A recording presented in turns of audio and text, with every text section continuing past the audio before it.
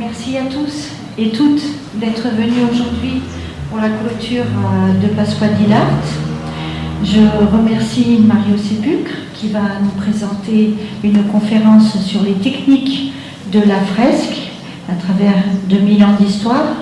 Pour moi, ça me parle beaucoup parce que cela permet de comprendre, et puis moi qui suis plutôt visuelle, de me repérer à travers la géographie, à travers la culture, les coutumes. Quand on prend par exemple les grottes de Lascaux, on voit les techniques de chasse. Vous êtes à Pompéi, vous avez toute la culture, les traditions, les costumes, aussi les échanges entre les pays, parce que les pigments qui constituent la fresque, au fil des voyages, des nouvelles découvertes de nouveaux pays, on ramène des nouveaux pigments, des nouvelles couleurs qu'on peut retrouver dans l'art. Et pour moi, c'était aussi un grand honneur de l'accueillir dans une église, parce que ça a aussi une valeur historique, puisque tu travailles depuis combien de temps dans les chapelles et les églises? 30 ans. Et donc j'ai tenu à ce qu'on enregistre la conférence pour laisser un témoignage à travers le temps, comme il y a eu avant, comme il y a maintenant, et puis permettre à ceux qui pourront s'initier à ces techniques d'être plus contemporains, d'investir d'autres terrains et de penser à nos anciens. Voilà, bon après-midi à tous. Oui, alors donc merci à vous d'être présents. Alors nous allons aborder un sujet particulier, la technique de la fresque. Vous savez qu'aujourd'hui le mot fresque est employé à toutes sortes de conditions et à toutes sortes de sauces, je dirais, puisqu'on parle de fresques politiques, de fresques sportives, de fresques littéraires, etc. Mais il faut savoir, c'est que la fresque, c'est avant tout une technique qui a quand même à peu près 5000 ans d'histoire, puisque les premières fresques apparaissent en Mésopotamie, en Égypte et surtout en Grèce et à Rome, évidemment. Et c'est une technique très particulière dont je vais essayer d'aborder avec vous certains éléments sans être trop lourd non plus. D'abord la fresque, qu'est-ce que c'est? C'est une technique de peinture murale. Il y a deux façons de faire de la peinture murale. Soit on le fait sur un mur qui est sec, comme par exemple ce mur-ci, on intervient dessus, donc c'est de la peinture, comme disent les Italiens, a secco, c'est-à-dire sur un mur qui est sec. Et la deuxième technique, à fresque, c'est-à-dire l'artiste intervient sur un mur qui est frais, c'est-à-dire dont l'enduit est encore frais, encore tendre. Voilà. Donc je vais essayer de vous expliquer un petit peu comment ça se déroule. Alors, quels sont les matériaux déjà pour faire une fresque? Alors, les matériaux, c'est de la chaux, du sable, de l'eau et des pigments naturels. Donc la fresque, comme disait Stéphanie tout à l'heure, c'est une technique qui remonte à la nuit des temps et qui a forgé quelque part, qui a permis d'incarner l'histoire de l'humanité en fait, à travers une technique. Donc quelque part ça rejoint aussi le sacré, parce qu'évidemment la fresque avant tout c'était un moyen d'exprimer les mystères de l'invisible, quelles que soient les traditions. Et donc vous allez voir que la fresque convoque un peu tous les éléments qui nous constituent, c'est-à-dire la terre, évidemment, à travers les pigments naturels et le sable, l'eau, bien sûr, le feu, à travers la chaux, qui est un produit, comme vous le savez, calorifique aussi, et l'air, évidemment, qui a un rôle fondamental pour permettre à la fresque de se stabiliser dans le temps. Donc, en gros, quel est le procédé pour...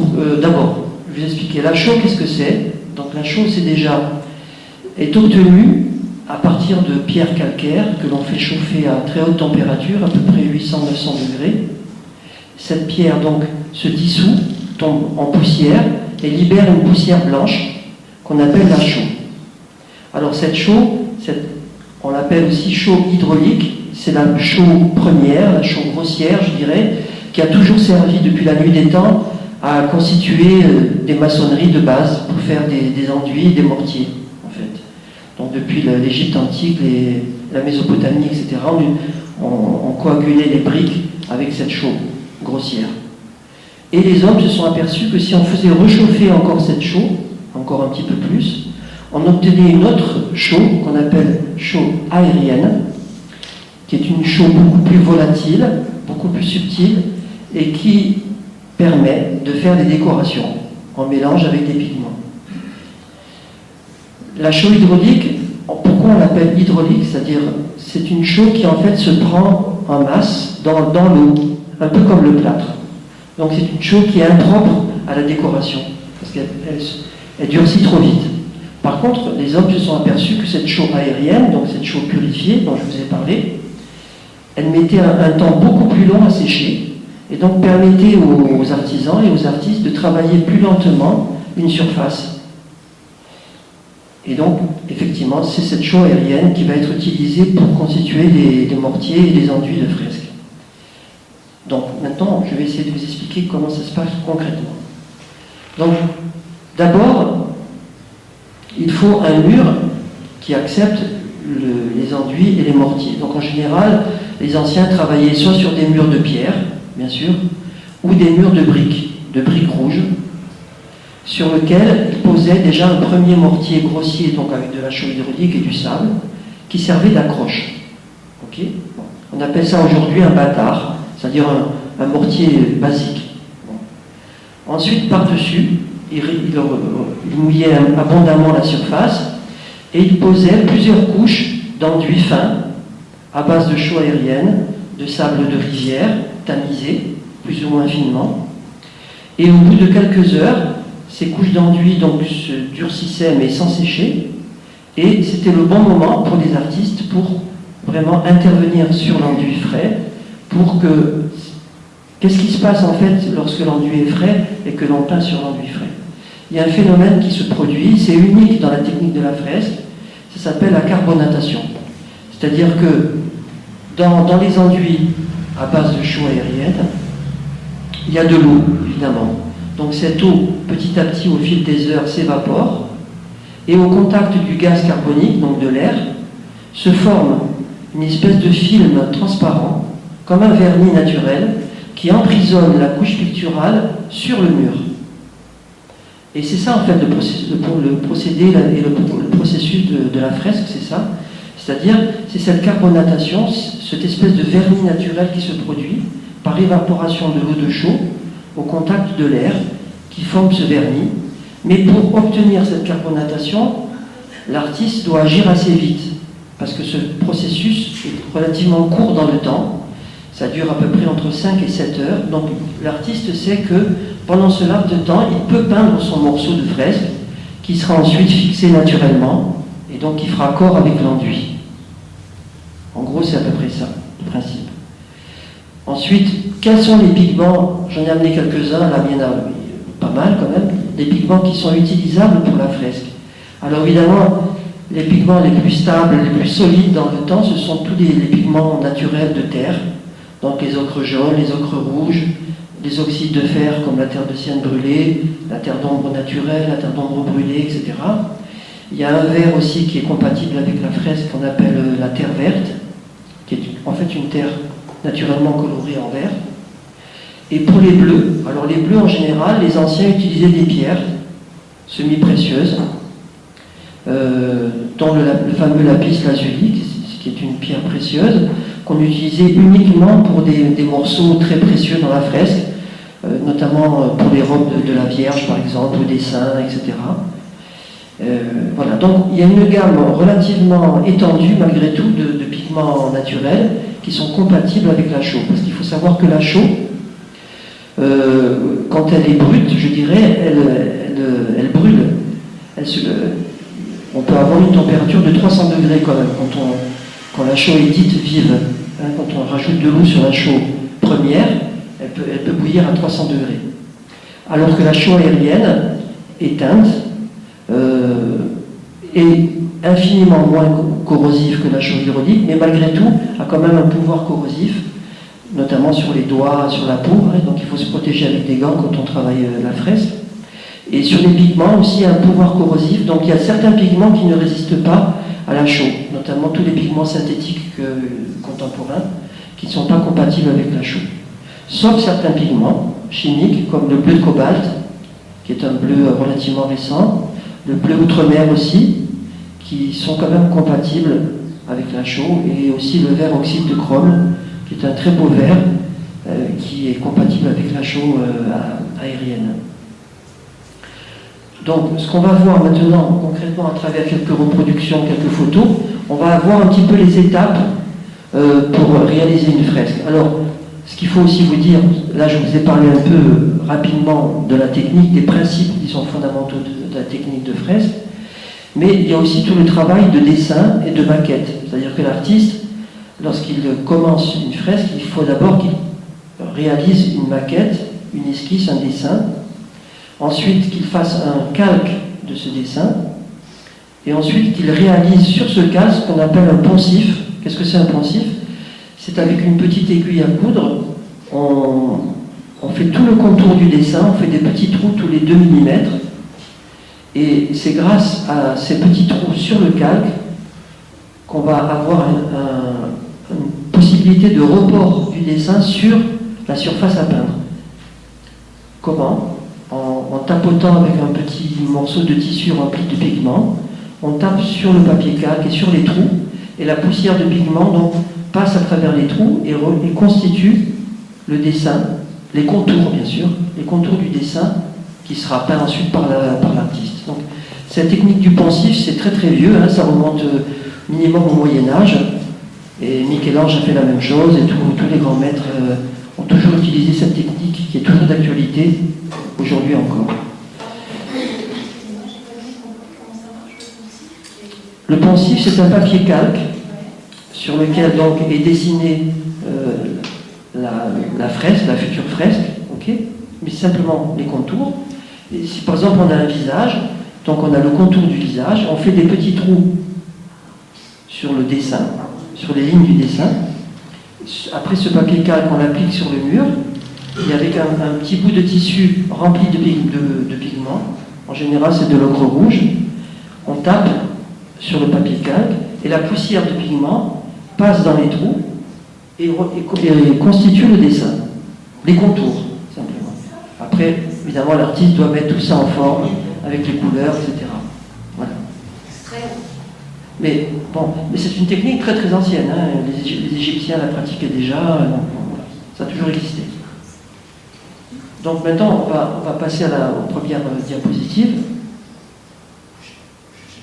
Alors, moi je vous ai mis comme preuve certains chantiers que j'ai réalisés en fresque pour que vous compreniez un petit peu concrètement comment ça se passe. Donc voilà, là par exemple, vous avez le dessin préparatoire grandeur nature de la fresque. Ça c'est la première étape que doit faire l'artiste. Ensuite, lorsque le dessin est fait, donc on fait le calque, ok. Et sur le premier mortier dont je vous ai parlé, qu'on laissait sécher, ce fameux mortier bâtard, on reporte une première fois le papier calque sur ce mortier, qui est sec, hein, okay, pour avoir une vue d'ensemble de l'œuvre qui est à réaliser. Et grâce à ça, l'artiste peut se dire, bah tiens, ma première journée, ça va être cette partie-là. Ma deuxième journée, ça va être cette partie-là. Ma troisième journée, parce qu'il faut savoir, ça c'est très important, c'est qu'une fresque ne se fait pas en un seul tenant. Elle se fait en plusieurs journées, ce que les Italiens appelaient à l'époque les giornate, c'est-à-dire les journées de travail. Alors, ces journées de travail sont conditionnées par deux choses. D'abord, la surface, il ne faut pas être trop gourmand, puisqu'on a quand même relativement peu d'heures pour réaliser la journée en question. Je vous ai dit entre 5 et 7 heures. Et ensuite, la virtuosité de l'artiste. Évidemment, Michel-Ange avait une virtuosité beaucoup plus importante que la nôtre aujourd'hui, et donc pouvait se permettre d'entreprendre des journées de travail plus importantes en surface. Mais ce n'est pas donné à tout le monde. Donc, moi j'ai quand même une question. Des tailles de calque comme ça existe? les papiers calques de cette taille? Ben, là maintenant, vous avez des feuilles qui font 1 mètre, 1 mètre 20 de large, Donc, en scotchant plusieurs laits de papier calque, on arrive à avoir des surfaces quand même conséquentes. Bon, à l'époque, les anciens n'avaient pas tout ça, donc ils avaient en fait leur propre dessin qui servait de papier calque. Donc ils trouvaient leur propre dessin pour pouvoir l'appliquer sur le mur. Voilà. Donc, l'étape importante, c'est le broyage des couleurs, c'est-à-dire que ça aussi, c'est fondamental. L'artiste a une panoplie de couleurs de base, ok.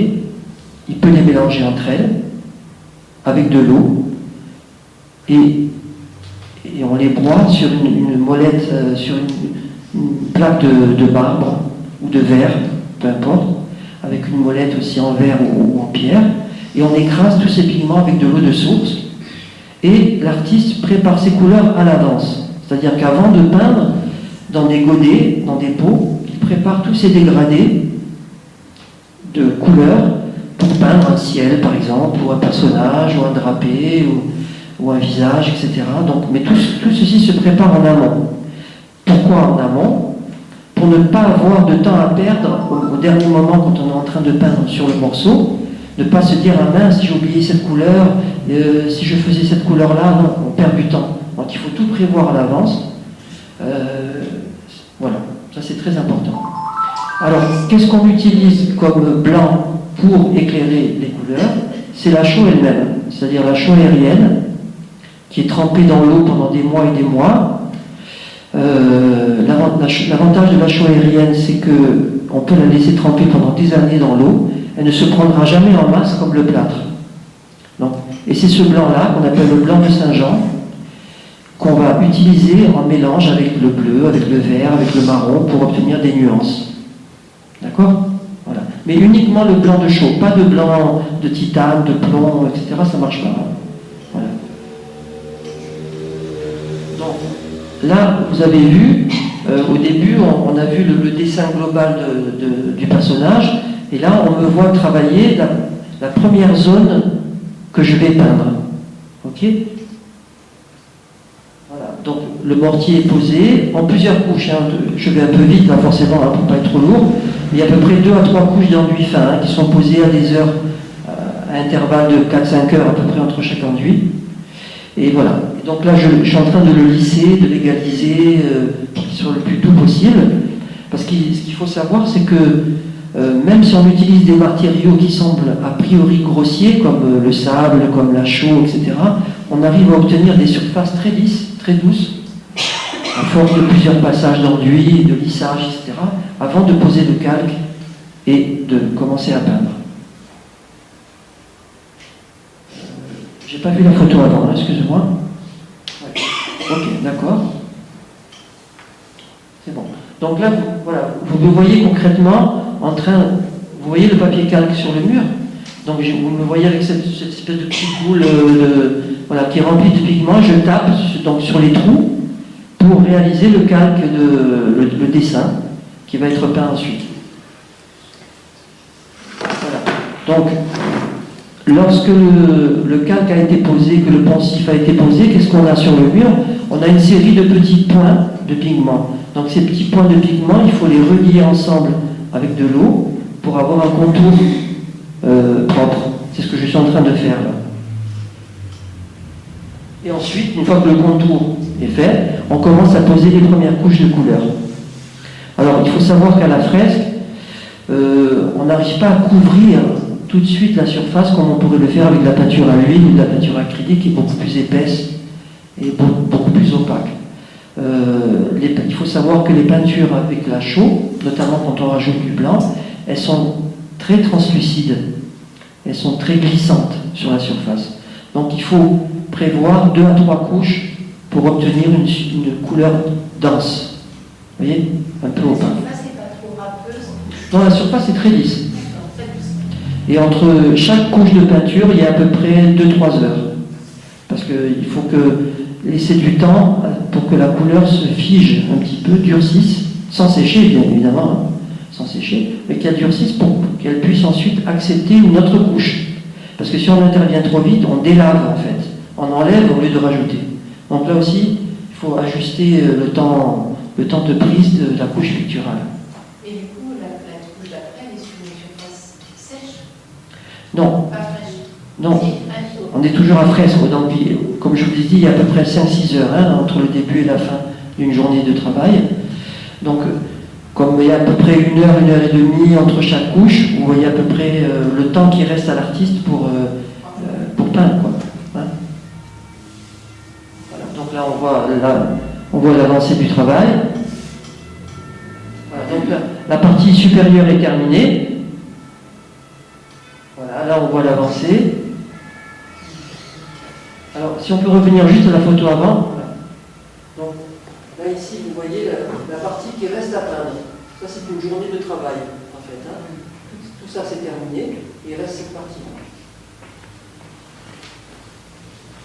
Voilà, et après, vous avez l'œuvre terminée. Voilà. Donc, sur une fresque comme ça, vous avez à peu près 5-6 journées, c'est-à-dire 5-6 morceaux qui sont peints sur 2-3 jours, à peu près. Voilà, parce qu'il faut laisser prendre, etc. Voilà, un autre chantier aussi qui sert d'exemple. Donc là, vous voyez ici le dessin qui a été reporté entièrement sur la surface du premier mortier un peu grossier, d'accord ? Et donc là, je pose le premier enduit du premier morceau de la fresque. Voilà. Donc là, vous voyez, là c'est les contours d'une autre journée. Donc, mais l'artiste déborde toujours un petit peu pour pouvoir faire ensuite les raccords. Parce que ça aussi c'est important. Il faut savoir qu'une fresque, c'est pas uniquement du travail artistique, c'est du travail de maçonnerie. Il y a 70% à 80% de maçonnerie et le reste c'est du travail artistique. Mais évidemment, nous on ne retient que le travail artistique, mais la base, le squelette de la fresque, c'est de la maçonnerie. C'est très très important. Et sur les gros chantiers, les artistes, les grands maîtres, avaient forcément des maçons qui préparaient les surfaces, parce qu'eux-mêmes n'auraient pas eu le temps de faire maçonnerie et travail artistique en même temps, surtout sur des grandes surfaces. Parce qu'il faut savoir aussi que la fresque demande une grande endurance physique et psychologique. Quand on a 1 semaine de travail, ça va, mais quand on a 1 mois et demi, en travaillant tous les jours, genre de 4h du matin à 6h du soir, il faut avoir de l'endurance. Ça, c'est très important aussi. Mario, une question. Oui. Mais avant de mettre les couleurs, en fait, vous appliquez un enduit sur le dessin.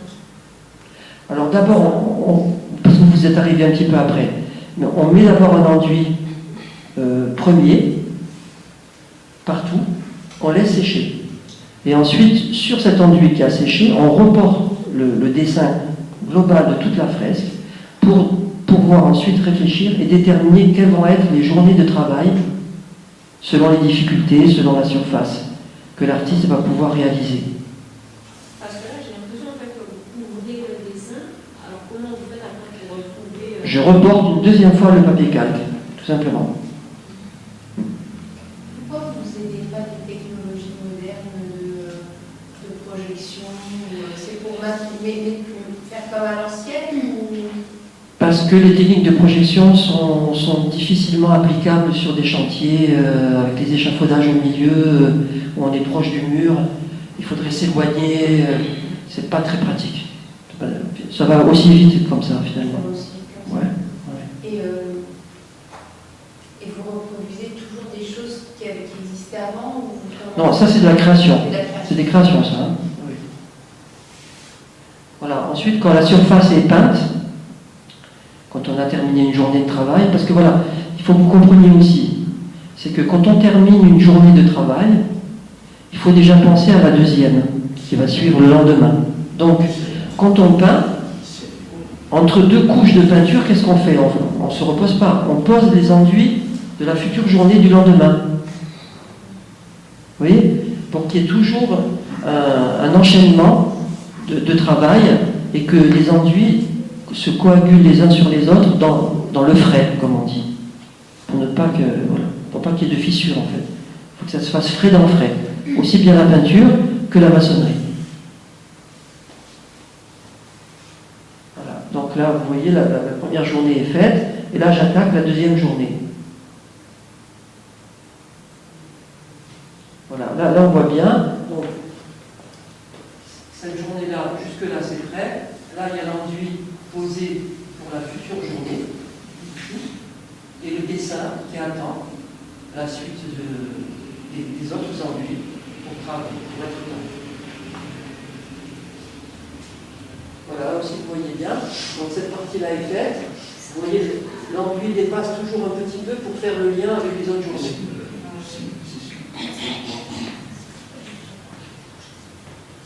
Donc, le secret de la fresque, comme on a peu de temps pour peindre un morceau, comme je vous l'ai dit, il ne faut pas être trop gourmand en surface. Donc si on aime bien un travail un peu raffiné, avec des détails, etc., il faut compartimenter pour pouvoir travailler sa surface un peu plus finement. Par exemple, on sait que les anciens prenaient une journée pour faire un portrait. Le portrait de la Vierge, du Christ, au dessin, ou des donateurs, etc. Donc, par contre, bon, quand c'était des paysages, quand c'était le ciel, évidemment, ils pouvaient se permettre de faire des surfaces plus importantes, parce que c'est un peu plus facile à maîtriser qu'un portrait ou un drapé, ou etc. Voilà, là, on approche de la fin. Voilà, là, elle est terminée. Ah, le ciel est super. Vous avez fait du faux marbre, enfin une imitation marbre, c'est ça? Alors, autour, ça c'est la décoration générale de l'église. D'accord. Voilà. Et est-ce qu'on peut reprendre les blancs? Est-ce qu'on peut reprendre les blancs, c'est-à-dire éclaircir des choses? Ouais. Alors, une fresque, donc il faut la laisser vivre et sécher naturellement. Il faut à peu près 1 mois pour que la fresque prenne sa couleur définitive. Parce que ça aussi, il faut que je vous le dise, les couleurs, quand elles sont mélangées avec de la chaux, éclaircissent de plus de 50% de leur valeur initiale, c'est-à-dire leur valeur mouillée. Et ça, c'est très important. C'est-à-dire que l'artiste doit, avant, faire des essais pour ces couleurs, surtout quand elles ont du blanc à l'intérieur, pour voir ce que ça va donner au séchage. Sinon, on peut avoir de très mauvaises surprises. On a une belle couleur foncée quand c'est mouillé, puis au séchage, elle disparaît quasiment. Quoi. Donc il faut forcer en pigment pour avoir une couleur un peu soutenue. Ça, c'est très important.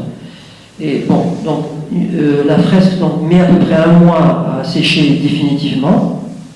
Et au-delà de ce mois, vous pouvez peut-être réintervenir si vous pensez qu'il faut éclaircir telle zone ou foncer telle zone éventuellement. Idéalement, il vaut mieux rester sur une technique à fresque pour être fidèle à l'esprit de la fresque. Vous disiez pas de blanc de titane, pas de blanc de zinc, mais du blanc de quoi du tout? Le blanc de Saint-Jean, c'est-à-dire la chaux elle-même. C'est la chaux qui sert de blanc, la chaux aérienne.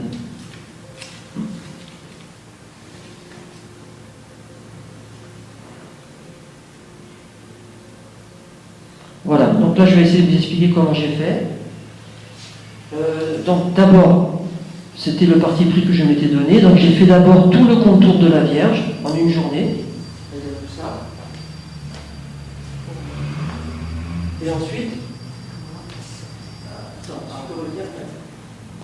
donc j'ai fait cette journée-là, la Vierge et cette partie-là.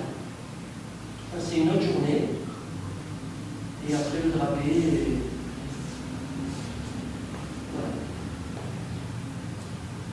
Alors, au fil de la pratique, moi j'ai trouvé un système pour faire 2 journées en une. Donc il faut commencer de bonne heure le matin, vers 4 heures à peu près. Mais grâce à ça, cette méthode que j'ai mis au point, on arrive à faire 2 journées en une. C'est pratique. Des fois c'est pratique.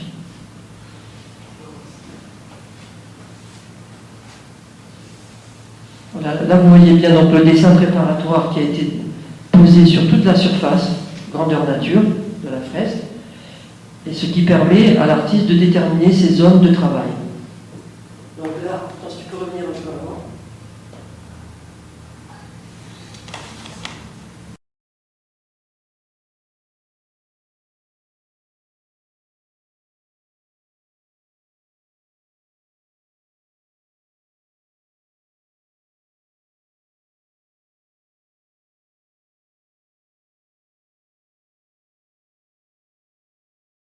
une fresque que de faire une mosaïque, malgré tout. Donc la fresque, petit à petit, a retrouvé un peu son heure de gloire grâce à son côté peu onéreux aussi. Et donc les premiers chrétiens ont réutilisé l'art de la fresque appris par de la main des Romains, en fait, pour réaliser quelques premières fresques un peu schématiques sur les premières preuves de l'art chrétien, quoi. Voilà, donc cet art du Moyen-Âge évolue comme ça pendant quelques siècles sans trop d'évolution majeure artistique, et c'est vraiment à partir du XIe siècle, XIIe siècle et XIIIe siècle surtout que l'art occidental, et surtout en Italie, commence à prendre une envergure importante grâce à ce qu'on appelle l'art byzantin et aux fresques byzantines, qui commencent à intégrer l'héritage de la peinture romaine, à savoir le réalisme. Parce que la grande révolution dans l'art occidental, c'est la réappropriation au Moyen-Âge et surtout à la Renaissance du réalisme, c'est-à-dire l'observation de la nature. Donc, si tu peux juste revenir. Là, on voit ici un certain réalisme déjà dans la psychologie des visages, dans les drapés aussi, qui peuvent rappeler un petit peu les drapés romains. Mais vous remarquez par contre que la perspective n'est pas du tout conforme à l'observation. Donc, mais là, on ne peut pas dire que c'est une faute des artistes, c'est plutôt une conception. C'est-à-dire que le point de fuite ne va pas vers un horizon, mais le point de fuite va vers les personnages. Donc, c'est comme une introspection spirituelle, en fait, qu'on demande à celui qui regarde la fresque.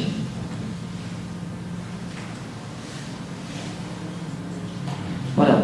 Vraiment, celui qui a vraiment révolutionné l'art occidental, c'est Giotto. Giotto, c'était un élève de Cimabue, et vous avez vu tout à l'heure.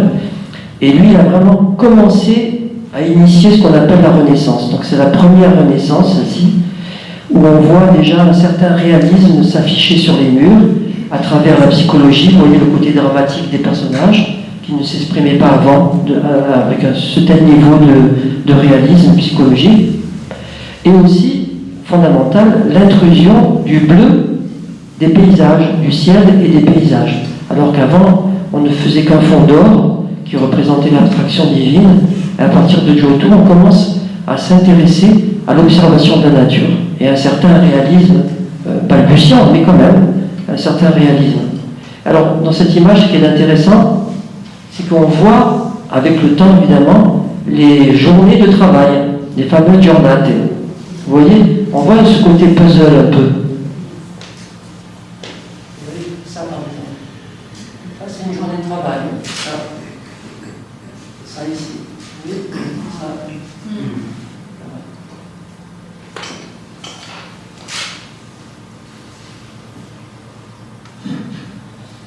Voilà, tu peux continuer.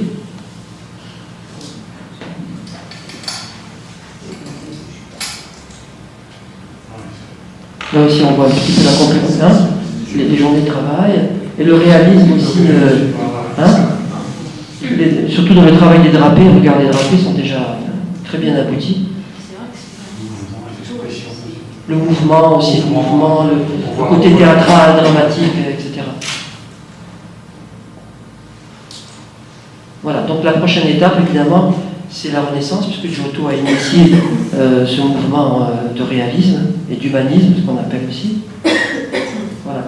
Donc, celui qui a pris la relève de Giotto au début du XVe siècle, c'est Masaccio.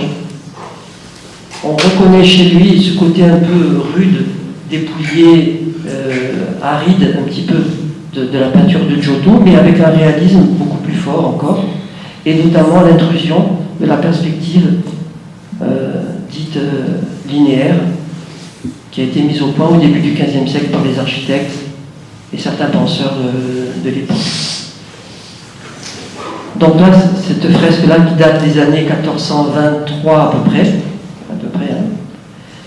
Donc on sait qu'il y a eu à peu près une vingtaine de journées de travail, parce que les restaurateurs qui l'ont restauré il y a une dizaine d'années avaient l'œil dessus et ont vu la répartition des journées. Donc, oui, mais parce que vous disiez qu'il y avait une équipe, donc c'était plus nombreux que vous tout seul en fait. Oui, alors, ça dépendait des surfaces, mais en général, évidemment, un chantier de fraise se fait en équipe, idéalement, surtout quand il y a une surface importante.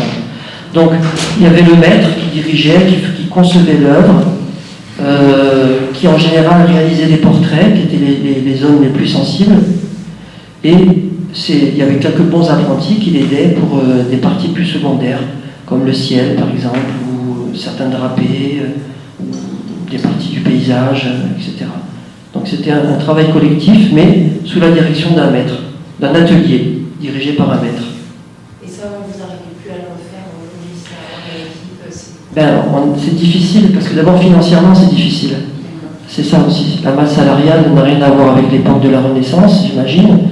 Et donc c'est difficile financièrement de pouvoir avoir une équipe de 4-5 personnes sur un même chantier, à moins d'avoir une équipe liée à une formation professionnelle, qualifiante, éventuellement.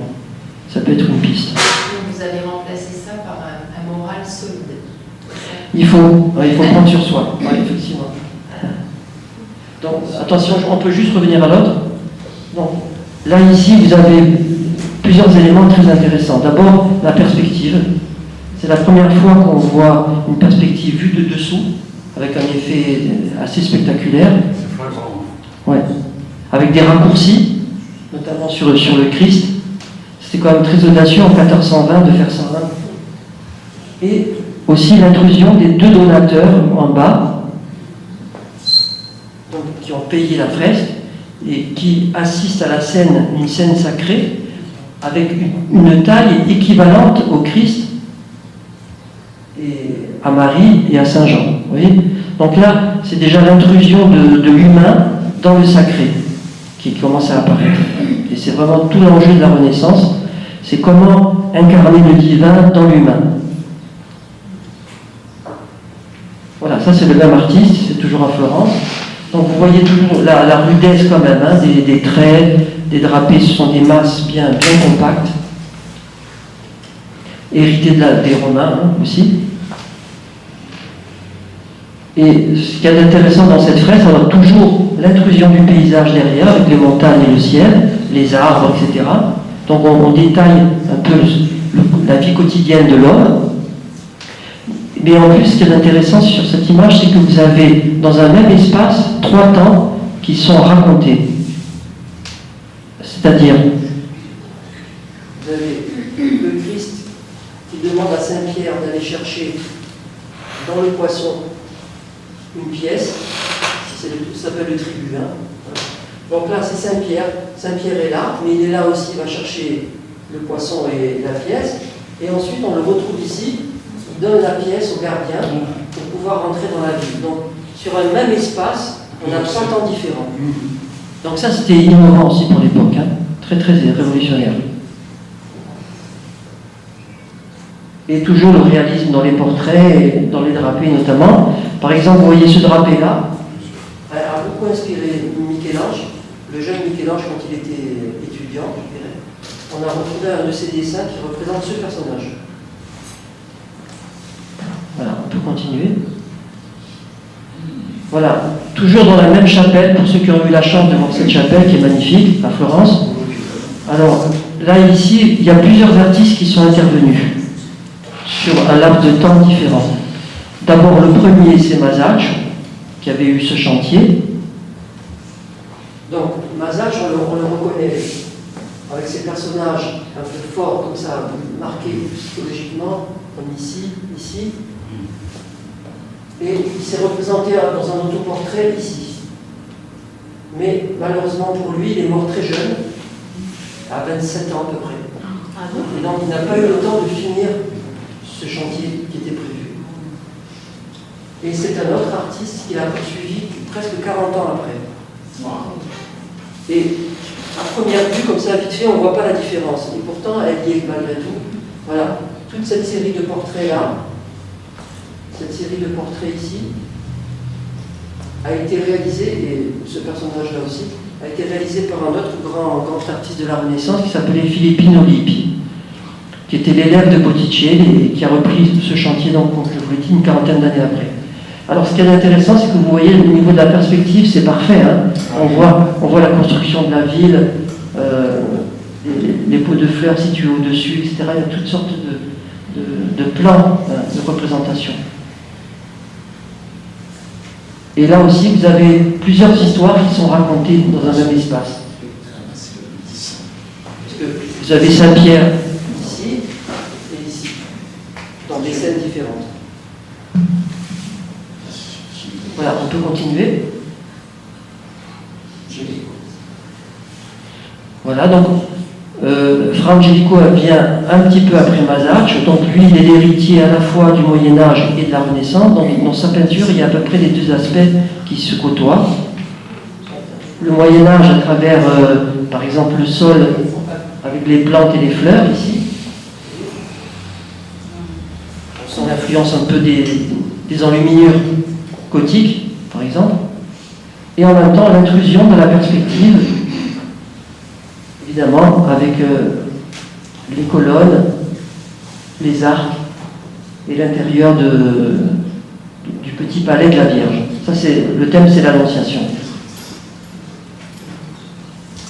Alors, cette fresque a été peinte au couvent de San Marco à Florence. Je ne sais pas si certains l'ont vu déjà, en vrai. Donc, comme Fra Angelico était un moine, vous savez, c'était un moine qui était peintre aussi. Et donc, il a représenté la Vierge dans un espace d'une cellule de moine, en fait. Ici, avec la petite grille derrière. Et donc, c'est une Vierge qui est toute dans l'humilité, parce que les couleurs sont très douces, très discrètes. Il n'y a pas d'effet spectaculaire de réalisme. C'est très dépouillé, en fait. Seul l'ange, évidemment, qui manifeste le divin, est plus richement décoré. Mais vous remarquerez par contre que l'ange, comme c'est une créature céleste, ne produit pas d'ombre sur le sol. Alors que la Vierge, oui.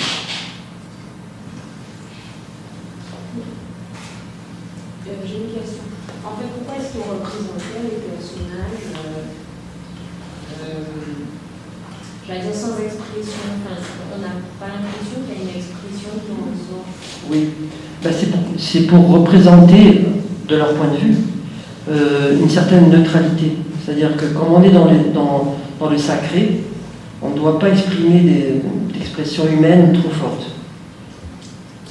Parce qu'il faut que je vous dise, donc Fra Angelico était moine, alors que Masaccio n'était pas moine. Donc Masaccio a exprimé plus l'humanité dans son travail, et Fra Angelico, qui avait donc une mission de peintre moine, a voulu exprimer plus de spiritualité de son point de vue.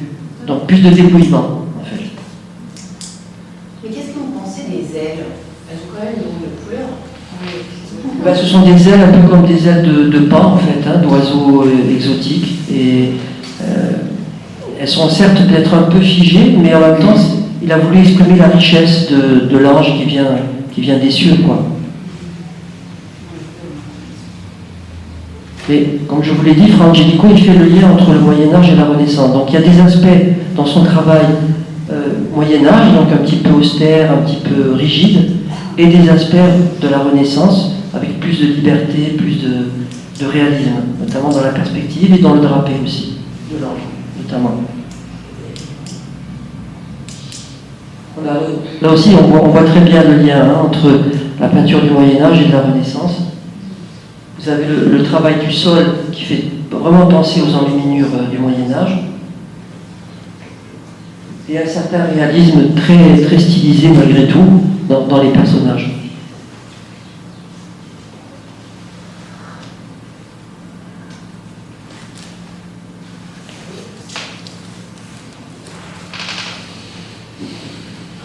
Voilà, alors Piero della Francesca, c'est la deuxième moitié du XVe siècle.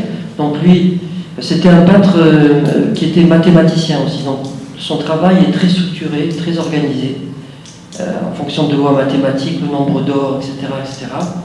Et on le sent ici. Hein. Malgré la confusion des personnages, il y a quand même une ordonnance et une répartition des zones qui est assez spectaculaire.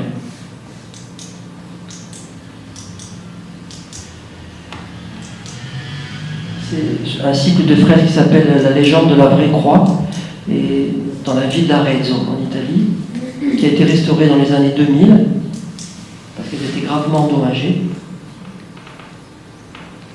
Il y a des parties qui malheureusement sont perdues irrémédiablement, parce que ça, il faut vous le dire, quand on restaure une fresque, on ne restitue pas les parties qui manquent. Tant pis, elles manquent. On ne restaure que les parties visibles qui sont encore... Et on ne peut pas essayer de la monter. Non. Moi j'aurais fini de le draper autour. C'est la déontologie de la restauration contemporaine, c'est ça. On laisse vide. On ne remplace pas l'artiste qui est défunt. Non, c'est sûr.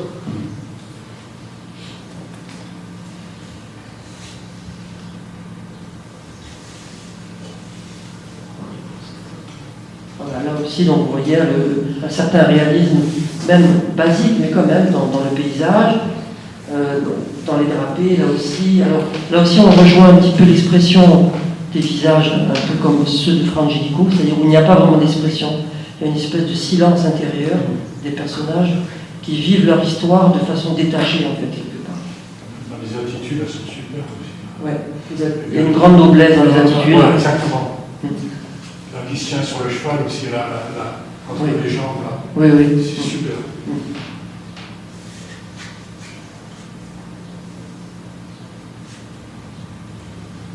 Voilà, changement. La perspective, évidemment, Piero della Francesca était un maître de perspective, donc lui, c'était parfait. Il a même écrit un livre de mathématiques, etc. de l'époque. C'est quelqu'un. Voilà, on peut continuer. Voilà, donc là on avance dans le XVe siècle, on avance aussi dans le réalisme. Vous voyez le détail du personnage ici, hein, avec le travail anatomique aussi. Et le premier raccourci assez spectaculaire, donc c'est inspiré d'Ali pour son Christ. Vous savez, vous connaissez ce fameux Christ de Dali, hein? Non, en fait, c'est André Lacassagne qui a été le premier à oser faire un raccourci ici. Si je peux.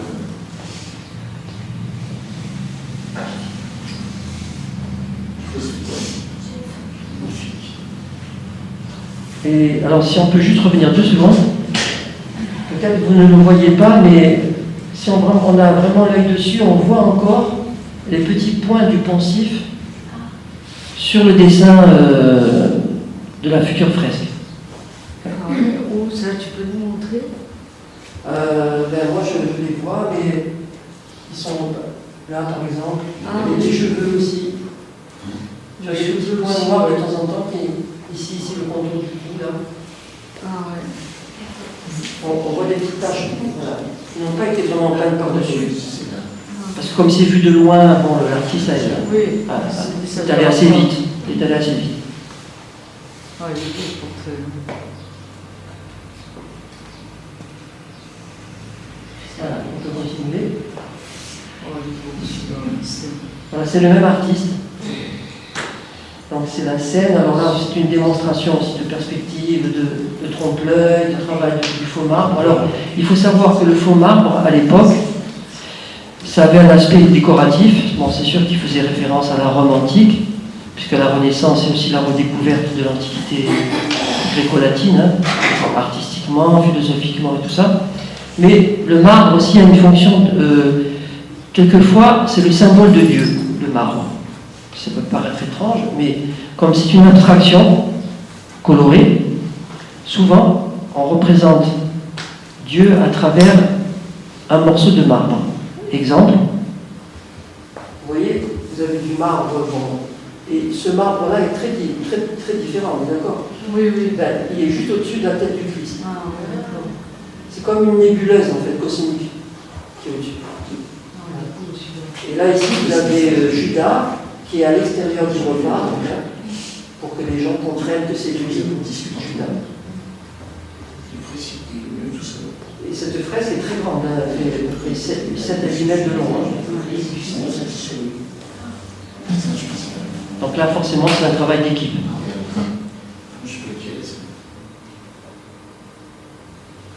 Voilà, on peut continuer.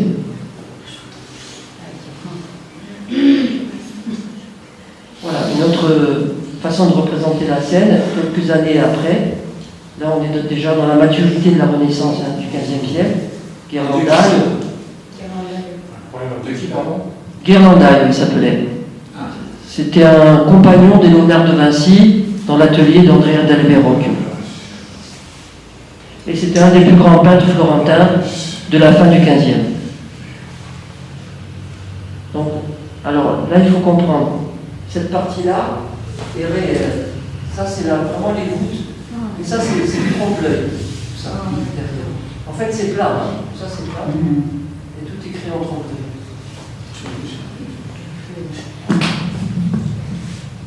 Et donc là, vraiment, vous avez la maîtrise de la perspective. Ah oui. Des drapés. Super. Les drapés sont magnifiques. Les drapés, super. L'attitude des portraits aussi, des Les ombres personnages. sur la nappe. Ah ouais, aussi. Là, c'est sacré boulot. Ah ouais. Les inférieurs aussi. Et les arbres derrière, alors, ils sont pas là uniquement pour faire beau. Hein. C'est une allusion aussi au jardin d'Éden. Vous voyez, avec les orangers, les citronniers, etc. C'est une allusion à ça. Voilà, on peut continuer. Voilà, ça aussi c'est à Santa Maria Novella à Florence. C'est ce grand site de fresques dans le cœur de l'église. C'est Ghirlandaio, aussi toujours le même artiste. Et vous voyez là aussi la maîtrise de la perspective, le paysage derrière, la profondeur avec ces personnages du petit, la maîtrise parfaite des drapeaux, des costumes de l'époque et des nobles dames. Donc là, on est vraiment dans la maîtrise parfaite. Hein. Alors, on peut continuer. Voilà, là aussi, c'est le même artiste. Donc là, vous voyez vraiment une démonstration de savoir-faire Ah ouais, là, c'est impressionnant. en perspective, en tout. Quoi. Ouais, exactement. C'est impressionnant. Et ce sont des portraits, parce que Ghirlandaio était un très très bon portraitiste. Et donc il a inclus souvent des portraits de nobles de l'époque qui devaient avoir une importance politique ou financière sur les commandes, évidemment. Là, par exemple, les historiens de l'art ont compris que ce groupe de personnages ici, ce sont des penseurs, des philosophes de l'époque, ce qu'on appelait les néoplatoniciens, qui étaient dans l'entourage des Médicis et qui œuvraient pour que la Renaissance s'épanouisse dans un esprit philosophique en référence aux Grecs anciens, etc. Et on a compris qui étaient ces personnages. Par exemple, celui-ci, c'est un philosophe qui s'appelait Marcille Ficin, qui a existé. Et donc, par correspondance avec d'autres portraits, on sait que c'est lui. Voilà, lui, il s'appelait Ange Politiano, c'était le précepteur des enfants des Médicis, c'est-à-dire c'est lui qui les formait à la littérature, à la philosophie, etc. Et ils sont représentés là, parce que l'œuvre a été commanditée par une famille qui était très proche des Médicis, les Tornabuoni, et donc politiquement, il fallait que les gens soient représentés pour montrer la communion entre les clans. Et donc ce chantier-là, de Santa Maria Novella, a duré 1 an ou 2, mais c'est immense, hein, c'est sur 20 mètres de haut, il y a peut-être 300 ou 400 personnages en tout, c'est énorme, énorme. C'est vraiment à voir, c'est un chef-d'œuvre du XVe siècle, vraiment. Et on a retrouvé le livre de compte de ce chantier, c'est-à-dire qu'on a retrouvé l'exigence du commanditaire, donc M. Tornabuoni, qui devait être très très riche, qui a payé les fresques et qui a demandé à l'artiste, donc Ghirlandaio, que ce soit lui qui conçoit l'œuvre, que ce soit lui qui réalise tous les portraits, et que dans l'ensemble des fresques représentées, il y ait une grande diversité de costumes, de paysages, d'animaux, d'architecture, etc. Donc une très très grande exigence artistique, et pour laquelle Ghirlandaio a travaillé quelques années avec ses apprentis, au milieu desquels il y avait le jeune Michel-Ange, il faut savoir. Donc Michel-Ange a participé, peut-être à 17 ans, à l'ensemble de ces fresques. Grâce à ça, il a appris la technique qui va lui servir plus tard à la Sixtine.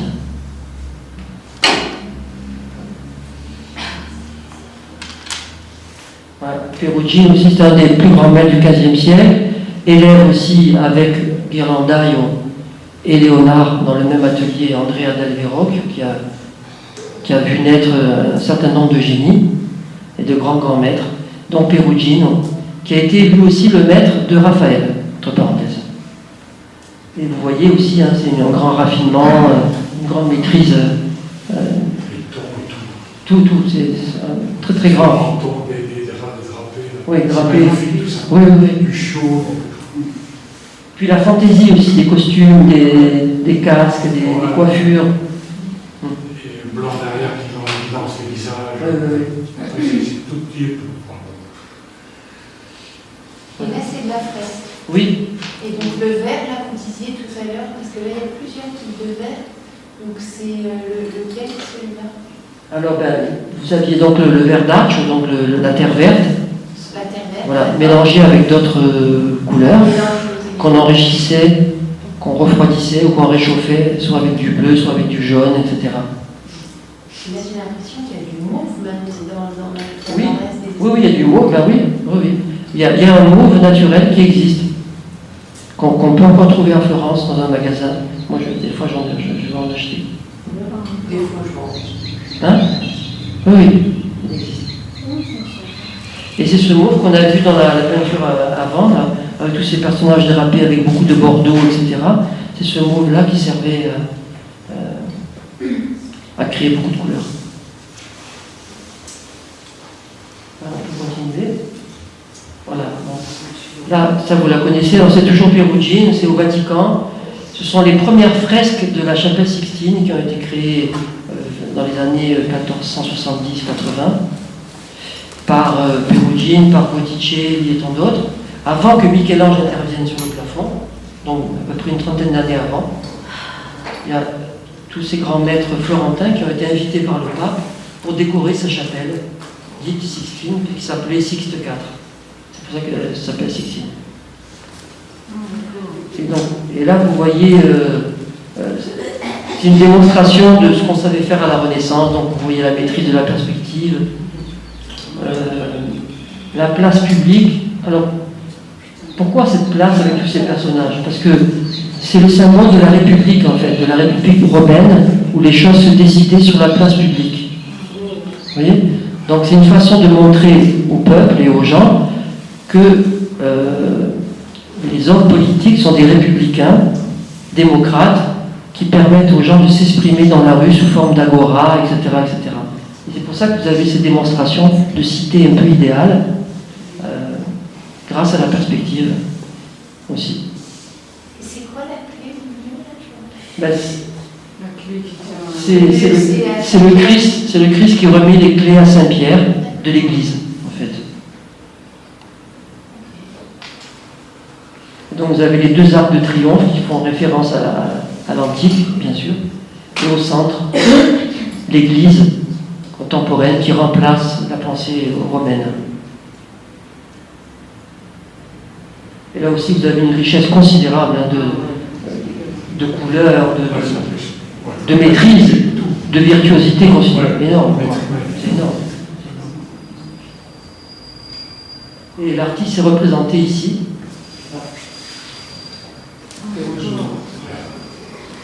Et l'entouré ici, ce sont les architectes qui ont conçu la chapelle Sixtine. Ici. Mais vous voyez, ce qu'il y a en derrière, c'est quand même surprenant, ils ont une gestuelle assez bizarre. Qu'est-ce qu'ils fabriquent pour s'en... Oui, toute la foule qui est derrière, vous dites. Ouais. La foule. Ouais, ils ont une gestuelle comme s'ils se jouaient ou ils dansaient ou ils faisaient du patin. Oui, ils s'interpellent, c'est un peu c'est le réalisme de la vie quotidienne, où des gens se disputent, jouent, s'amusent. C'est ça. C'est pour créer aussi un dynamisme dans l'œuvre aussi. Et aussi créer une profondeur, puisque les personnages du premier plan sont grands et ceux qui sont loin. Voilà. Ces personnages s'étagent dans la profondeur de la perspective. Là, c'est une perspective frontale, c'est-à-dire qu'il y a un point de fuite au centre, dans l'église, et toutes les lignes et dallage convergent vers ce point de fuite. et du savoir-faire de peintre. Quoi. C'est Celle-là, monstrueux. C'est monstrueux. Elle mesure combien, celle-ci? Oh, bah ça fait au moins 8 mètres de long. Hein. 8 mètres de long. Sur 4 de haut, facile. Ouais, c'est bon. Il devait mettre beaucoup de temps pour faire ça. Magnifique.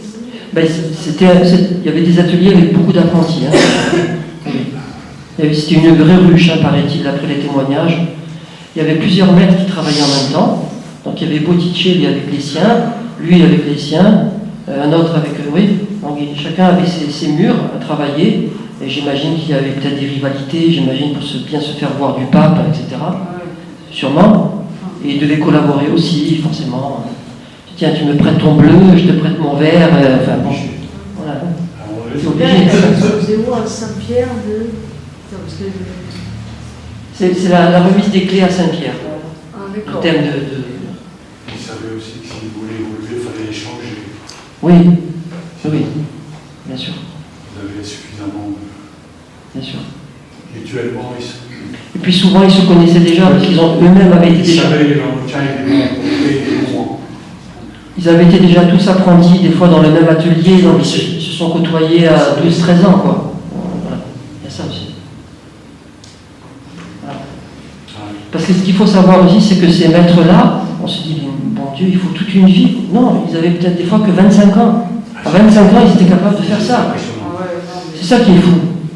C'est impressionnant. Ah ouais. Voilà, on peut continuer. Ouais, je Voilà. Hein suis pas ouf. Là, on arrive encore à un sommet. Alors, Raphaël, comme je vous l'ai dit, qui était l'élève de Perugine aussi. Hein. Et là aussi, c'est à Rome, au Vatican, hein, ces fresques, qui ont été faites au même moment où Michel-Ange travaillait sur la chapelle Sixtine. Donc, Raphaël a subi l'influence quand même de Michel-Ange dans son travail. Et il y avait cette rivalité, cette émulation qui a été positive. C'est ça. C'est bien aussi parce que ça permet de. Oui, voilà. Et donc vous avez aussi, quasiment pour la première fois, cette perspective aussi vue du dessus, voilà, on voit ces personnages flotter comme ça sur Ah ouais, c'est. une ligne d'architecture de nuages. C'est assez fantastique.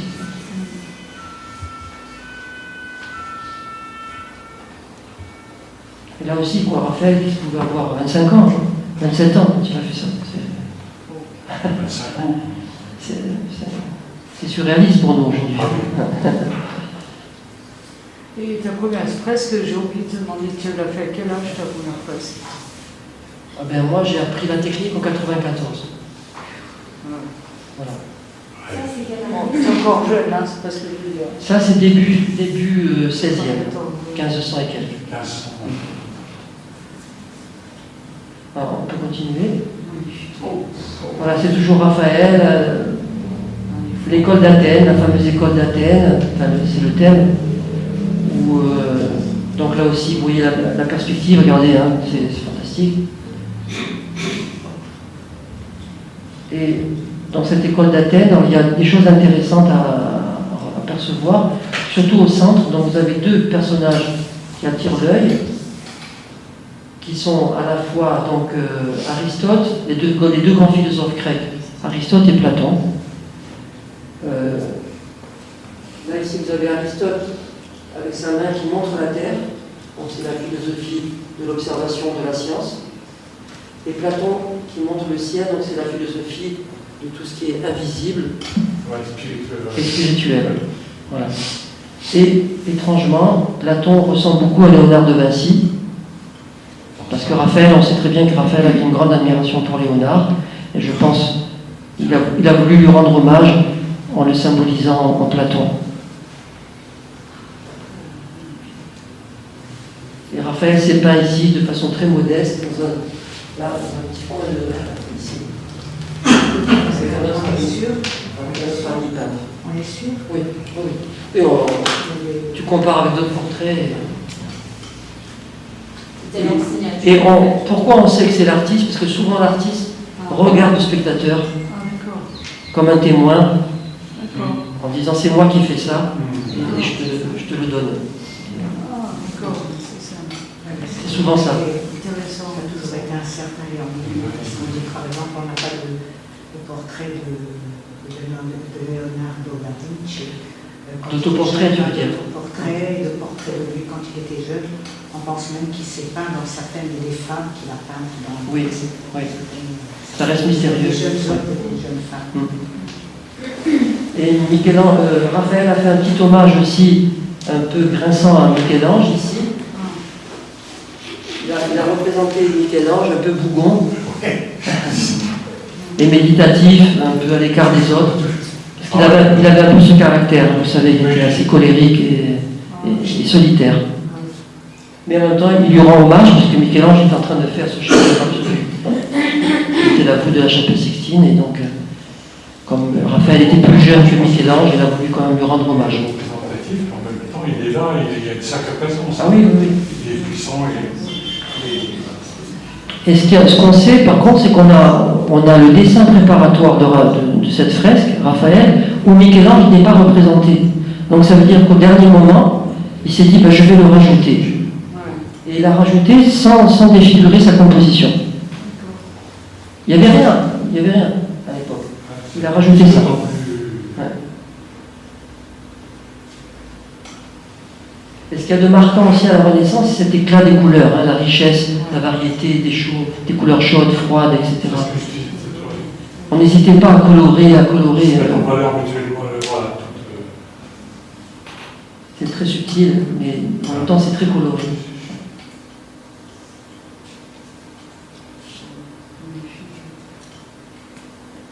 Et puis souvent aussi on peut remarquer qu'on n'hésitait pas à peindre la lumière d'une couleur et l'ombre d'une autre couleur. À la limite, c'est presque déjà un travail pré-impressionniste. Vous savez déjà que l'ombre ne reflète pas systématiquement le couleur. Regarde, la lumière est dans les tons rouges, alors que l'ombre est verdâtre. C'est des couleurs complémentaires. Ah oui, voilà. Là, ici, tu vois qu'il y a une espèce de violet clair, et qu'il y a un bordeaux dans l'ombre. Et donc ça crée une vibration colorée encore plus forte. Alors, on peut continuer. Voilà, un des détails, un des nombreux détails. Alors, c'est Michel-Ange qui a fait naître le mouvement qu'on a appelé le maniérisme. Qu'est-ce que c'est le maniérisme? C'est-à-dire c'est un mouvement qui axe tout sur le corps humain, sur l'expression psychologique des personnages et sur l'expressivité de leur corps. Et c'est Michel-Ange qui a initié ce mouvement dans la chapelle Sixtine, en peignant tous ces corps d'hommes nus, en mouvement, très musclés, qui rajoutent de la force, du drame et de la noblesse, et de la tension.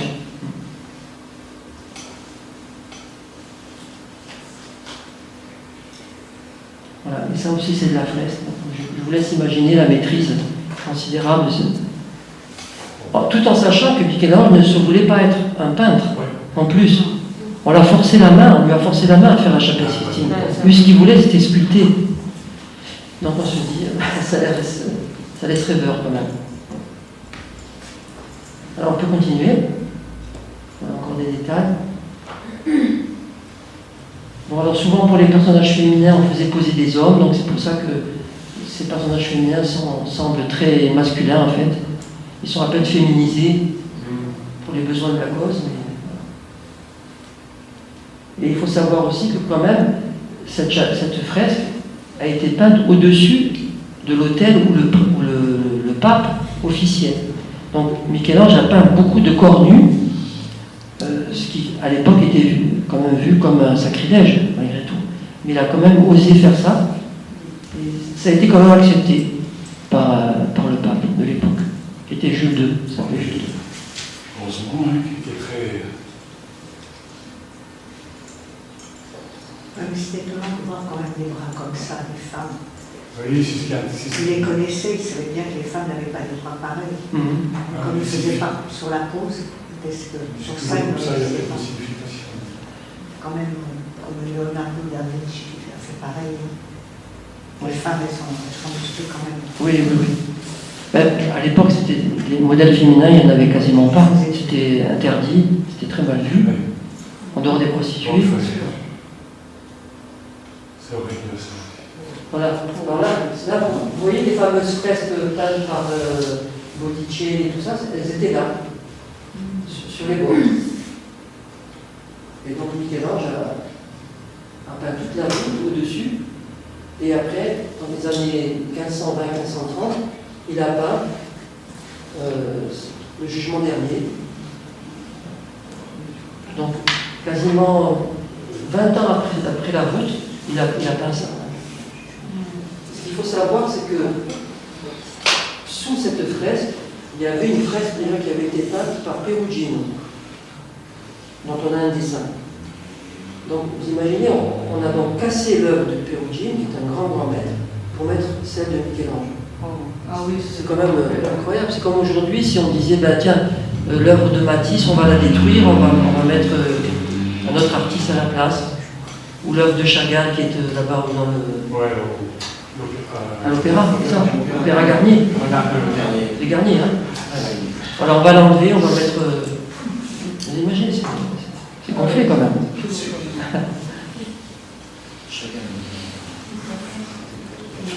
Voilà, on peut continuer.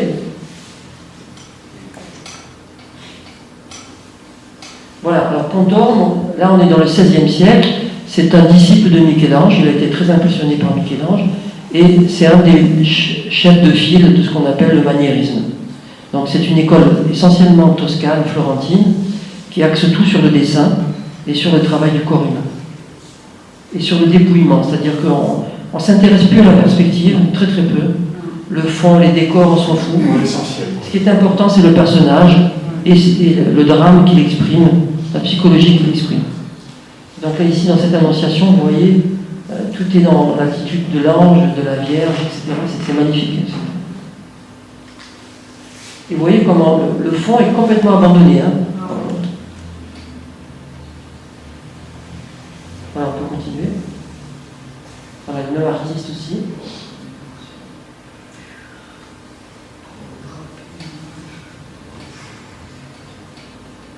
C'est dans une villa des Médicis.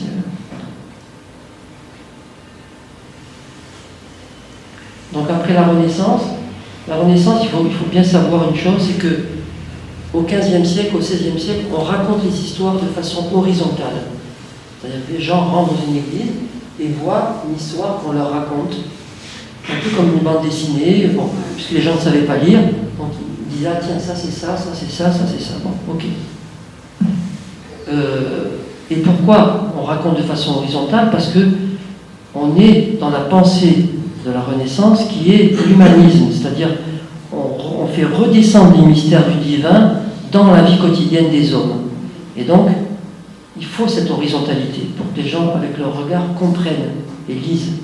Par contre, au baroque, donc à partir du XVIIe siècle, on va laisser le côté réaliste pour s'intéresser au ciel et pousser les gens vers Dieu, vers le ciel, vers l'élévation, etc. En réaction donc à la révolution protestante, comme l'Église a vacillé un petit peu donc, au XVIe siècle, pendant la période baroque, le Vatican a mis le paquet au niveau des artistes en leur disant, bon maintenant, il faut que vous poussiez les gens vers le ciel, vers Dieu, etc. Donc trouver tous les moyens esthétiques pour que les gens soient transportés vers Dieu et vers le ciel. Et donc les baroqueux ont mis au point toute cette perspective qui fuit vers le ciel. Un des premiers, c'était Correggio, qui est déjà au XVIe siècle, commence à peindre déjà des trouées vers l'infini, avec des mouvements en spirale. Et ensuite, au XVIIe siècle, on va aller très très loin dans la virtuosité, vous allez voir. On peut continuer. Voilà. Oh, celui-là est magnifique. Là, c'est une maîtrise absolument parfaite de la perspective. Tout est peint, hein.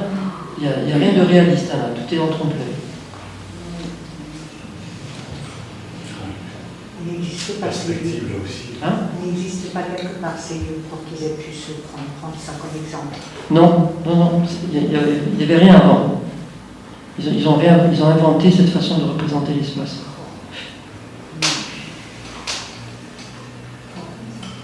On a l'impression d'être sur une nuit, quoi, avec eux. Ah, oui. Et donc voilà, ça avait pour effet de transporter les gens. Ouais, il est puissant. C'est tellement spectaculaire, tellement théâtral. Il est puissant, celui-là. Ouais. Magnifique.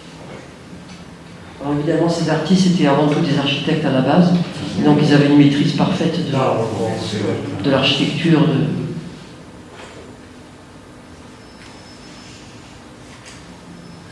Ouais. Voilà, on peut continuer. Là aussi.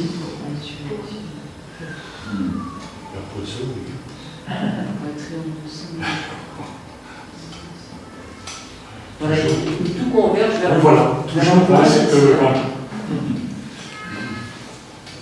converge ici vers le Christ en fait. Donc en apparence c'est très confus, mais en fait c'est très organisé. Quand on regarde bien, on voit bien. C'est très organisé.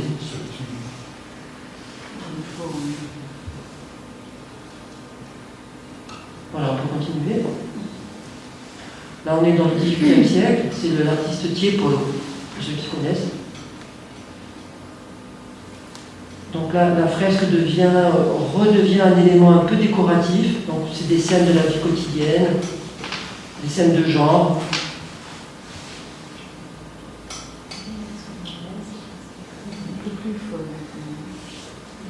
Alors, cette fresque, elle a été arrachée du mur et transposée au musée Jacques-Marandré à Paris. Je ne sais pas si vous connaissez ce musée, le musée Jacques-Marandré. À l'étage, quand vous montez, il y a cette fresque-là, qui a été détachée du mur en Italie et transposée et recollée sur le mur à Paris. Et comment ils ont fait? Avec la technique italienne du strappo, c'est-à-dire que sur la fresque, et cette technique a été mise au point au XXe siècle, fin 19e et 20e, pour sauver les fresques quand elles sont rongées par l'humidité. Donc à la base, c'était les restaurateurs. On colle de la toile sur la fresque avec une colle animale qui est lavable à l'eau. Donc on plaque et on arrache. Et donc la fresque, sur 1 millimètre ou 2, pas plus, est collée sur la toile. Et ensuite, on pose cette fresque morceau par morceau, donc c'est un travail quand même, sur un support rigide, donc du bois en général, ou un autre mur qui est sain. Et ensuite, on lave avec de l'eau tiède, de l'eau chaude, la toile et la colle qui part, qui se dilue. Et on retrouve la fresque. Bon, certes, il y a quelquefois des morceaux qui partent, mais quand même l'essentiel est sauvé. Et donc, quand il y a eu les grandes inondations en 1966 à Florence, ils ont utilisé cette technique-là pour sauver des fresques qui étaient sous l'eau, qui étaient gravement menacées. Donc, si vous baladez en Florence, vous verrez souvent, vous verrez fresques transposées sur bois. On a regardé la télé. Oui, oui, les restaurants. Ça se fait aujourd'hui. Ah, oui. Et après, les couleurs à vrai, c'est pas obligé de restaurer les couleurs. Des fois, tu peux un peu restaurer, il y a des parties des fois qui s'arrachent forcément, hein, mais tu sauves les 80% quand même. Impressionnant. Oui, c'est saisissant. Et ça a été fait comme ça. On dirait pas, hein. Oui, parce qu'il y a un peu de terre comparé aux autres que tu nous as fait voir. Le fond paraît quand même terre par rapport à celle qu'on a pu voir. C'est très évocateur, c'est pas très détaillé. Mais c'est très beau, hein. Oui. Très, très beau. Ça fait presque contemporain, le fond. Oui. Ouais, comme si le fond était un peu oublié et un peu dans la bruit, mais le reste, petit personnage en avant, quoi. Alors une chose aussi qui était importante, c'est que la fresque a toujours fait bon ménage avec l'architecture. C'est-à-dire qu'on ne concevait pas une fresque en dehors de l'architecture. Une fresque devait toujours s'inclure dans une architecture, dans un mur, sur une voûte, enfermée par des trompe-l'œil, etc. Donc toujours encadrée. À la différence de ce que nous faisons nous aujourd'hui à travers ce qu'on appelle le street art, où un artiste intervient sur un mur et fait quelque chose sans se soucier de l'intégration de son œuvre dans l'architecture. Et ça, c'est vraiment très très différent de la conception des anciens. Alors, on peut continuer. Encore donc le même artiste. Et en même temps, c'est un petit peu la fin de la fresque, quelque part, hein, le XVIIIe siècle avec Tiepolo. On va abandonner vraiment cet art pour se consacrer surtout à l'art pictural des tableaux, qui était plus facilement commercialisable aussi, il faut le reconnaître.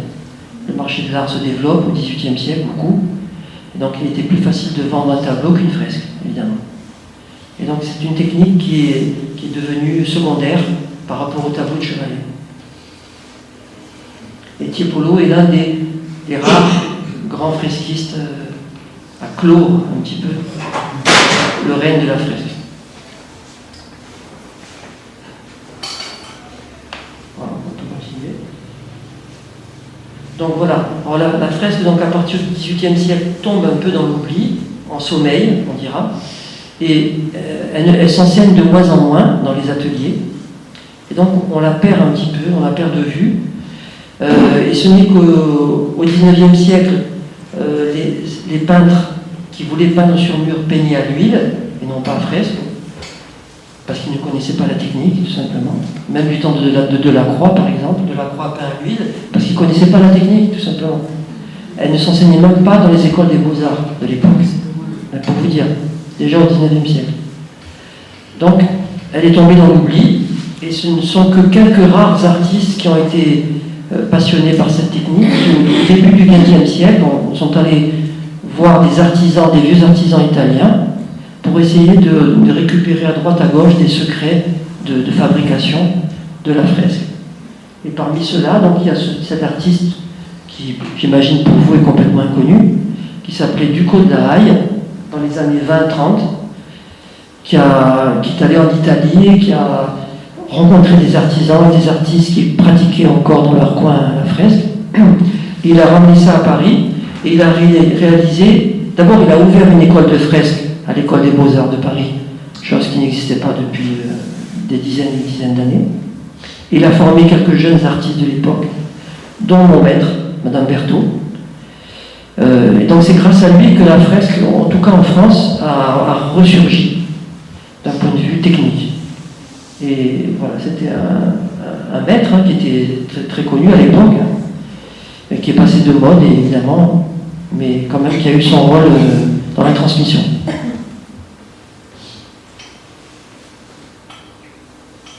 Voilà, on peut continuer.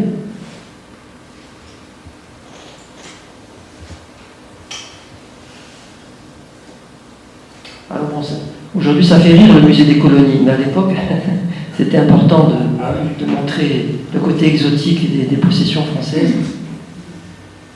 C'est quand même très beau, hein, voilà. Donc, alors là c'est une autre tradition, c'est l'Amérique latine. C'est étrange parce que en Amérique latine aussi, les artistes connaissaient la technique de la fresque.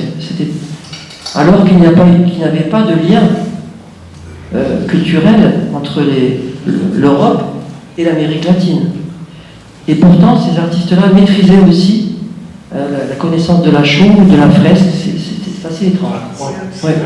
Et notamment au Mexique. C'est le mari de... Alors ça, oui, c'est ça, oui. Le mari de Frida Kahlo. Voilà. Donc, et au Mexique, notamment, ils ont maintenu cette école de fresque qui a donné plusieurs créateurs de grand talent, hein, dont Diego Rivera, le compagnon de Frida Kahlo, qui a fait toute une série de grandes fresques qui racontent la révolution mexicaine, etc. Ce sont des fresques très politiques, très engagées, hein, communistes, etc., hein, parce que c'était tout seul. Il était plus connu qu'elle, et puis c'est elle qui a pris le dessus. Oui, oui. Elle est même très représentée. C'est vrai, c'est vrai. C'est vrai. Elle a été d'ailleurs sur des fresques, entre parenthèses. On la voit, on voit des photos, on la voit sur un échafaudage. Voilà, on peut continuer. Voilà. Ça a beaucoup de force, hein. Ouais. C'est très tonique.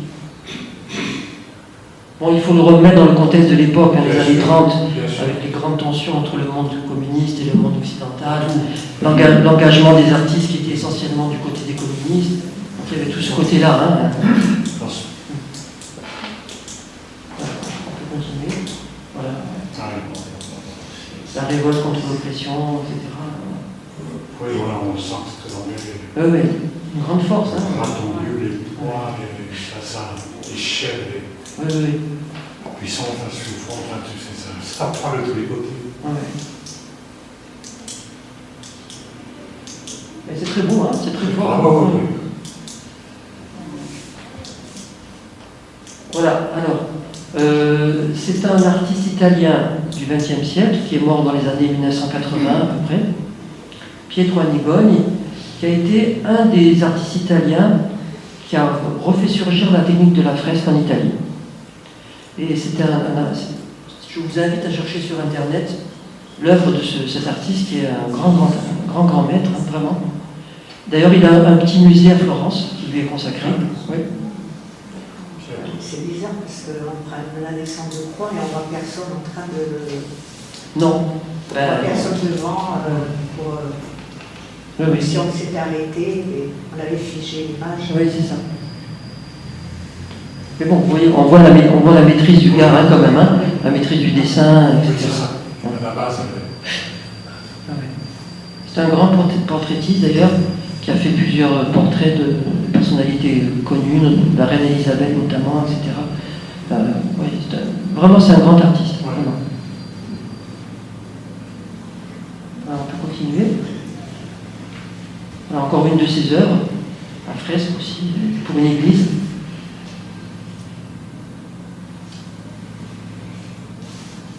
Donc ça, c'est les années 60-70. Quand même. C'est pas si vieux. Oui. Après, il y a... Voilà. Donc ça, c'est une œuvre de Madame Berthaud, celle qui a été mon maître de fresque. C'est pour vous montrer, parce qu'elle elle ne voulait pas faire de fresque figurative, même si elle avait la maîtrise de la figuration, puisqu'elle faisait partie de l'ancienne école des Beaux-Arts dans les années 40. Voilà. Et donc elle a été l'élève du Ducos de la Haye dont je vous ai parlé tout à l'heure. Et donc c'est une femme qui a été restauratrice pour le musée du Louvre. Elle a restauré les fresques de Botticelli qui sont au musée du Louvre notamment, etc. Bon. Et voilà, une grande passionnée de fresques. Et elle a voulu créer des fresques contemporaines, abstraites, mais avec la même technique. Donc tout ça pour vous dire qu'on peut aussi faire des fresques abstraites si on connaît la technique, tout simplement. Oui. Voilà, on peut continuer. Voilà, moi j'ai été l'apprenti sur ce chantier-là, à Manosque, à l'hôtel de police de Manosque. C'était en 94. On était deux, donc je vous dis pas, ça a été chaud, hein. Parce que moi je connaissais rien à la technique, hein. Juste quelques principes, et donc j'ai été mis tout de suite dans le four. Ouais. On était sur place à 5h du matin jusqu'à 8-9h le soir. C'était très... Je broyais les couleurs, je faisais ces mélanges. Mais en même temps, j'ai appris, en un mois et demi, 2 mois, j'ai appris... C'est comme ça qu'on apprend plus, on magasine ça. Il n'y a que la pratique. Parce que la fresque, oui, tout ce que je vous ai dit, c'est théorique pour vous. Mais quand on est vraiment dans la pratique, ça change tout. Ça change tout. Et on découvre des petites astuces, des petites recettes qu'on s'intègre pour accélérer les choses. Et là, le défi de cette fresque, c'est que ça aussi, c'est fait en plusieurs morceaux. Et au final, on ne doit pas voir la compartimentation de ce travail. Vous voyez ? Il faut que ça ait l'aspect d'une continuité gestuelle, en fait. Alors qu'en fait, non, il y a peut-être une douzaine de morceaux, là. 12 ou 15 morceaux. C'était pas une Bobigny qui me s'infante, tout ça. Ça, c'est en 94. Donc, tu vois un peu le contexte. Et il y avait une autre difficulté, c'est que la fresque est sur un mur convexe, donc tout bombé. Donc, pour les enduits, les poser, les lisser, tout ça, ça a été quand même un peu galère. Elle est où? À Manosque. L'hôtel de police de Manosque, si vous passez par là. Si elle y est encore, si elle n'a pas été détruite, évidemment, ça ne sait pas. Et c'est à quelle date tu as commencé à faire plutôt du figuratif? Hein? À quelle date tu as commencé à faire du figuratif? Bon, moi, tout petit, je me suis toujours intéressé à la figuration. D'accord. J'ai toujours été attiré par ça. Et d'abord, j'aimais beaucoup les peintres surréalistes, comme Magritte, Dali, etc. Je me suis replongé dans la Renaissance. Et voilà, là, depuis, je n'ai pas laissé cette période. C'est bien. Ouais. Tu es sorti toi-même d'une fresque. Peut-être. Voilà, donc je vous ai amené une toute petite fresque là-bas posée contre le mur avec quelques pigments. Vous voyez un petit peu ce que ça donne. Voilà, sur la table. Oui, sur la table là. Voilà. Alors, si vous avez des questions, je suis là encore pour vous. Déjà, merci.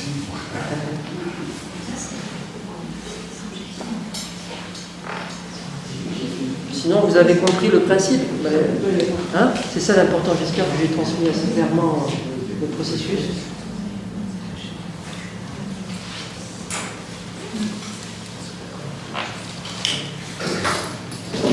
Et il faut savoir que la technique de la fresque est quand même gravement menacée aujourd'hui. Elle est très très peu enseignée. Très peu. Il y a très peu d'artistes qui la maîtrisent, qui la connaissent.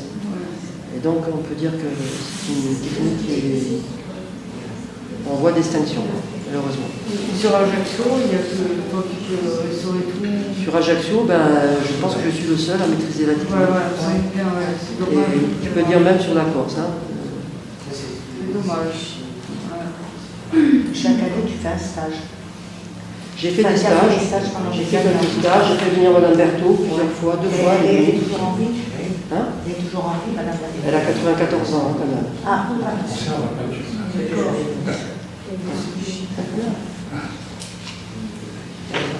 et elle est ici? Non, elle vit en Bretagne.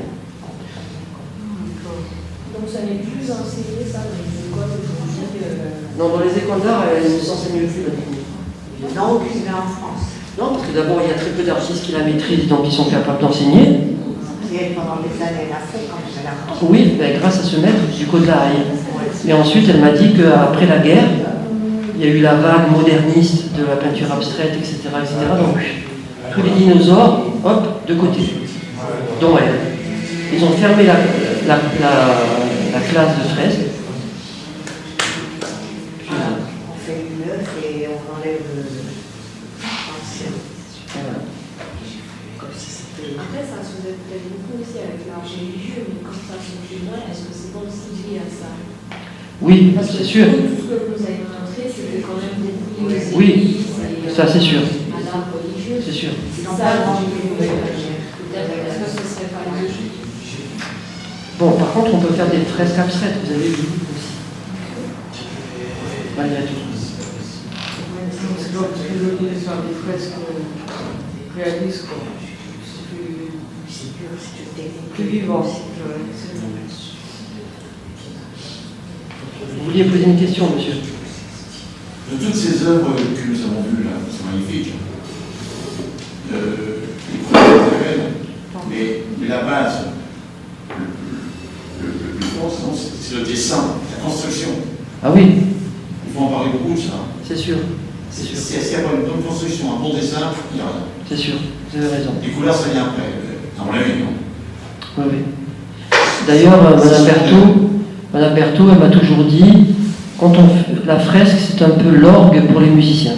C'est-à-dire que quand on fait de la fresque, ça veut dire qu'on maîtrise déjà le langage visuel, à peu près parfaitement, non, parce que bon, c'est jamais parfait, mais quand même. Parce qu'on a vu certains, c'était perfection. C'est ça. Il faut vraiment maîtriser la forme pour dépasser la technique et aller à l'essentiel. La construction, C'est ça, c'est pas toujours évident. c'est sûr.